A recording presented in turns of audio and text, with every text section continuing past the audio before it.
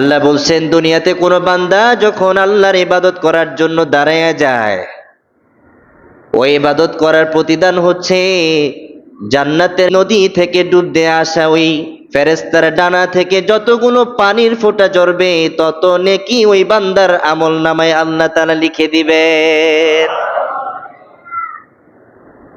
দুনিয়ার মূল্য যদিও এক ফোঁটার মতো, ওই এক ফোঁটাকে যদি কাজে লাগাইতে পারি, তাহলে আল্লাহ তাআলা আমার আপনার জন্য অনন্তকাল জান্নাত তৈরি করে রাখছেন। এক হাদিস থেকে বর্ণিত, রাসূল করিম সাল্লাল্লাহু আলাইহি সাল্লামকে জিজ্ঞাসা করা হলো, জান্নাত কিসের তৈরি? রাসূল করিম সাল্লাল্লাহু আলাইহি সাল্লাম ইরশাদ করেন, আল্লাহ তাআলা জান্নাতের দেওয়ালগুলোকে স্বর্ণ এবং রূপার ইট দিয়ে বেষ্টন করে রেখেছেন। জান্নাতের মহলটা হবে কত বড়, যে এত বড় হবে, প্রতিটা মহলের মধ্যে 70টা করে কামরা থাকবে। কয়টা করে কামরা? একটা ভবনের মধ্যে কতগুলো ঘর থাকে? একটা ভবনে, 4তলা ভবনে যদি 2টা করে ইউনিট থাকে, তাহলে 4তলাতে কয়টা করে রুম আছে? প্রতি তলায় যদি 4টা করে ধরেন, তাহলে 4 কত?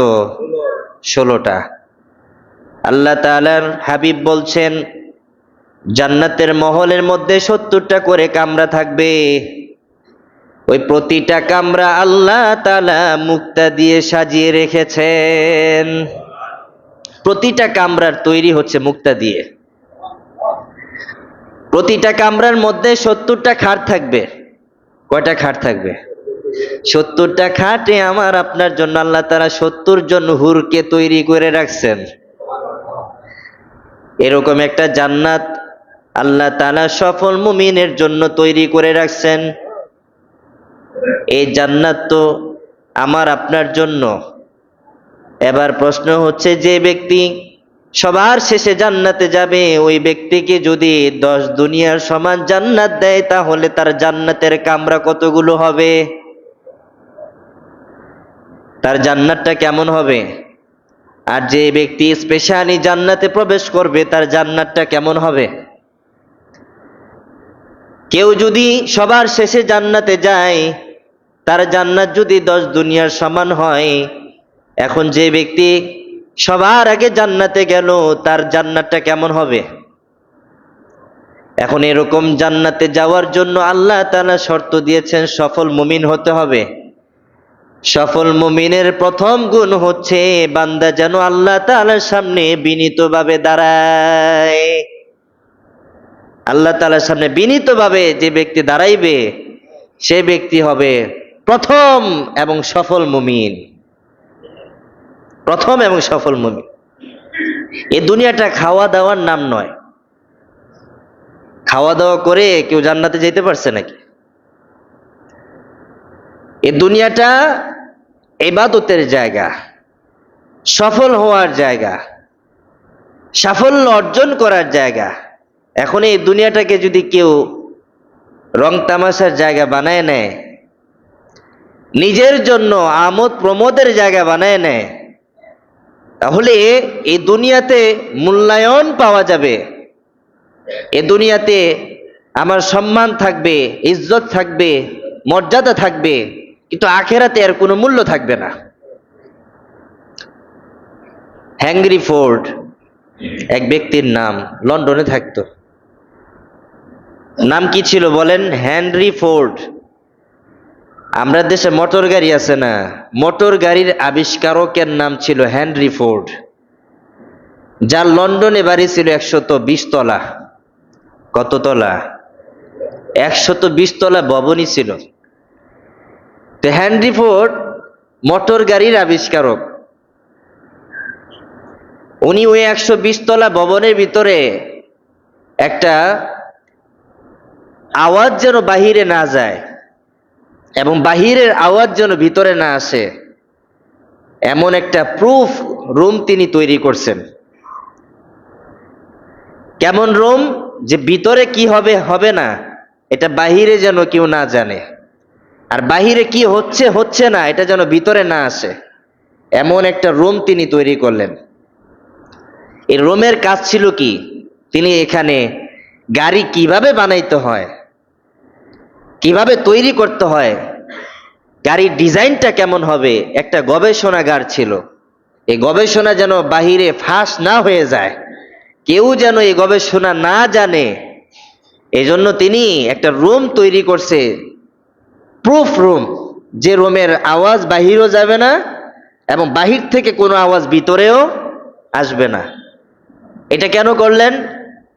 যে তিনি গাড়ি নিয়ে যে গবেষণা করতেছে, এই গবেষণা যেন বাহিরে ফাঁস না হয়।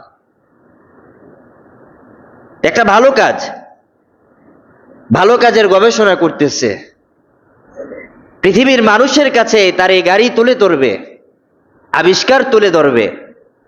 মানুষ যদি তার এই ভালো কাজ জানে বুঝে, তাহলে তার নাম ডাক আরো বেশি হবে। কিন্তু সে একাই চাইছিল যে আমি নিজেই এই গবেষণা করব, এই গবেষণা আমি কাউকে দিব না, আমি নিজেই গাড়ি বানাবো, আমি জীবন্ত থাকতে আমার এই গবেষণা যেন কেউ কাজে না লাগাইতে পারে। এই জন্য তিনি একটা রুম বানাইছে, এমন রুম যে রুমের আওয়াজ বাহিরে যেত না, বাহিরের আওয়াজ ভিতরে আসতো না, ওই ভিতরে সবকিছু হইতো। নিজেই সাফল্য অর্জন করতে চাইতো, নিজেই দুনিয়া কামাইতে চাইতো, নিজের নাম যশ খ্যাতি সবকিছু যেন বাহিরে প্রকাশ পায়, কেউ যেন এই গবেষণা চুরি করতে না পারে, এই গবেষণা নিয়ে যেন কেউ কাজ করতে না পারে। তিনি ওইভাবে নিজেকে গড়াইছেন। একদিনের ঘটনা। বলেন তো এই লোকটার কত তলা ভবন ছিল? 120 তলা। আমাদের ঢাকা শহরে আসেনি 120 তলা? 40 তলা খুঁজে পেতেই তো কষ্ট হয়। যাও আছে 28, 29, সর্বোচ্চ 32। তাও আবার সব জায়গায় পাওয়া যায় না, এটা মতিঝিলে গেলে হয়তো দেখা যায়।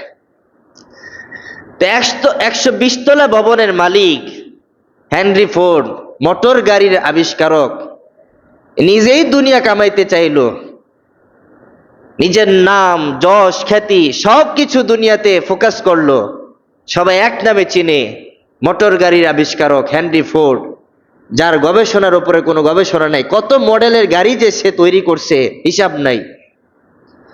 একদিনের ঘটনা, তার এক কুকুর ছিল, কুকুর খুব ভালোবাসতো। এই কুকুরকে নিয়ে ঘরের মধ্যে গবেষণায় লিপ্ত হয়ে গেল। তো খেলার চলে কুকুর ঘরের বাহিরে গিয়ে বাহির থেকে ছিটকানি দিয়ে দিছে। খেলার চলে খেলতে খেলতে কুকুরের সাথে কুকুর বাহিরে চলে গেছে।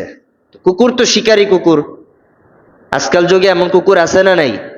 দরজা খুলতে পারে, দরজা থেকে বের হতে পারে। আপনি তাদেরকে যদি তালা দিয়ে দেন, দরজা যদি ছিটকানি মেরে দেন, শিকারী কুকুর হলে সে ছিটকানি খুলে ফেলবে, খোলে না?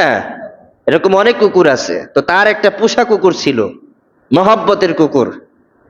কিন্তু মহব্বতের কুকুর তার জন্য একসময় কাল হয়ে দাঁড়াইছে। তো খেলতে খেলতে কুকুর বাহিরে চলে গেছে, বাহির থেকে দরজা লাগাই দিছে। হেনরি ফোর্ড কোথায় আছে? ঘরের বাহিরে না ভিতরে? ভিতরে। কি করতেছে? গাড়ি নিয়ে আবিষ্কার করতেছে, গবেষণা করতেছে। এখন বাহির থেকে কুকুর লাগাই দিছে ছিটকানি, এখন ঘর বানাইছে প্রুফ, ঘরের আওয়াজ বাহিরে যায় না, বাহিরের আওয়াজ ঘরে আসে না। দরজা যখন লাগাই দিল, এখন হেনরি ফোর্ড যতই চিল্লাবে, বাহিরের কোনো মানুষ কি শুনবে? শুনবে না। অথবা বাহিরের আওয়াজ কি ভিতরে কেউ শুনবে? শুনবে না। দুপুর গড়াই গেছে, রাত্রি গড়াই গেছে, না খাওয়া হেনরি ফোর্ড। কত তলা ভবনের মালিক? কত তলা ভবনের মালিক? মোটর গাড়ির আবিষ্কারক। দুপুর গেছে না খেয়ে, রাত্র গেল না খেয়ে, এভাবে কতদিন না খেয়ে যে কাটাইছে আল্লাহ জানে। লন্ডনে সারা পড়ে গেছে, হেনরি ফোর্ডকে পাওয়া যাচ্ছে না, খোঁজ করা হচ্ছে, কোথায় চলে গেল, কোথায় নিজেকে আত্মগোপন করলো, কেউ কোনো টের পাচ্ছে না। একদিন সুইপার বাড়িতে ঝাড়ু দেওয়ার সময়, সিঁড়ি ঝাড়ু দেয় না সুইপার, ঝাড়ুদার, সিঁড়ি ঝাড়ু দেওয়ার সময় দরজার সামনে যখন ঝাড়ু দিল, তখন ভিতর থেকে দুর্গন্ধ আসতেছে, ভিতর থেকে দুর্গন্ধ আসতেছে। এখন ঝাড়ুদার তো ভালো করে চিনে যে এটা তো হেনরি ফোর্ডের গবেষণাগার, ভিতর থেকে দুর্গন্ধ আসতেছে। বিষয়টা তার কাছে কৌতূহল হয়ে গেল। সবাইকে যখন ডাকাডাকি করলো, দরজা ভেঙে খুলে দেখলো হেনরি ফোর্ড পরে মরে পচে আছে। বলেন হেনরি ফোর্ডের অবস্থা কি? পড়ে আছে, মরে আছে এবং পচে গেছে, দুর্গন্ধ বের হচ্ছে। তো যে ব্যক্তি দুনিয়া কামাইতে চাইলো, একাই খাইতে চাইলো, যার গবেষণা সে কাউকে দিল না, তার থেকে গবেষণা কেউ নিক সেইটা চাইলো না, 120 তলা ভবনের মালিক, পরিশেষে কি হইল ভাই? না খেয়ে দুপুর রাত কতদিন যে এভাবে না খেয়ে কাটলো, 2 দিন হয়তো ধরেন। মানুষ যদি 2 দিন না খায়, 3 দিন না খায়, পরের দিন তো তার আর কোনো তালাশি পাওয়া যাবে না। এভাবে কতদিন কত রাত যে অতিবাহিত হয়ে গেল। 120 তলা ভবনের মালিক ভিতরে মরে পচে গলে রইল, কেউ কোনো খোঁজ খবর নিল না, কেউ এসে দেখলো না যে হেনরি ফোর্ড আসলে কোথায় নিজেকে আত্মগোপন করেছে।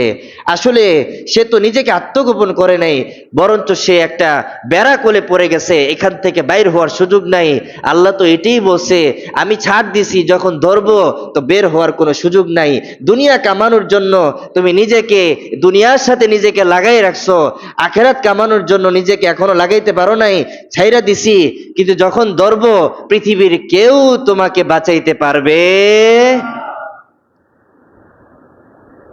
খুদ ফেরেশতা এসেও তো তাকে বাঁচাইতে পারে নাই। আবার যে ফেরেশতা আসছে সেটা তো মালাকুল মউত। মালাকুল মউত, তার সামনে কেউ এসে জান নিয়ে ফিরে যাবে এরকম কোন ব্যক্তির জন্ম হয় নাই। আসলে একজন ফেরেশতাই আসবে, মালাকুল মউত। তো ভাই এই ঘটনা থেকে কি বুঝলাম?